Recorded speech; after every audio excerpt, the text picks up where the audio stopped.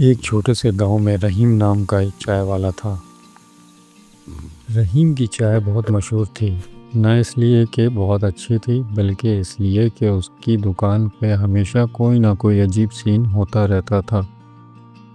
ایک دن صبح صبح ایک بھوت جیسا آدمی آیا۔ اس نے ایک کپ چائے لی اور بولا، رحیم، تیری چائے کا سواد تو بہت اچھا ہے، لیکن اگر تو زندگی میں بڑا آدمی بننا چاہتا ہے تو ایک کام کر، اپنی چائے کی ریسیپی بدل۔ رحیم نے حیران ہو کے پوچھا، ریسیپی بدل؟ بھائی، میں تو بس پانی، دودھ، پتی اور چینی ڈالتا ہوں اور کبھی کبھی اپنا پسینہ بھی غلطی سے گر جاتا ہے۔ بھوت ہنسا، بس یہی تو، پسینہ مت گرا، لیکن اس میں تھوڑا پیار ڈال دے، اور غائب ہو گیا۔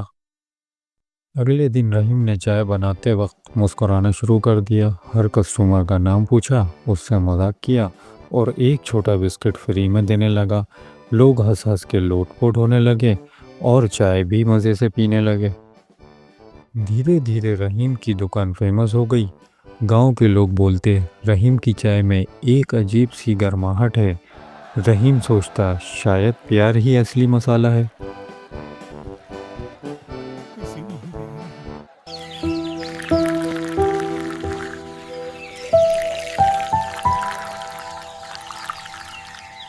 پھر ایک دن شہر کا ایک ٹی وی ہوسٹ آیا۔ اس نے رحیم کی چائے پی، کیمرہ چلایا اور بولا، یہ ہے ہمارا کو ہیپی چائے والا۔ اگلے دن رحیم ٹی وی پر چھا گیا، آرڈر کی لائن لگ گئی۔ رحیم نے اپنی دکان کو پیار والی چائے کا نام دیا۔ لیکن جب پیسہ آیا تو رحیم کا ایٹیٹیوڈ ہی بدل گیا۔ اب وہ مسکراتا نہیں تھا، بسکٹ بھی فری میں نہیں دیتا تھا، صرف پیسہ گننے میں مصروف رہتا۔ دھیرے دھیرے لوگ واپس چل دیے، کیونکہ انہیں چائے نہیں، وہ پیار چاہیے تھا جو رحیم پہلے دیتا تھا۔ اب رحیم کی دکان پر لوگوں نے آنا چھوڑ دیا۔ رحیم نے سیکھا، قسمت بدل سکتی ہے، لیکن اصل کامیابی تبھی رہتی ہے جب تم انسانیت اور مسکان کو سنبھال کے رکھو۔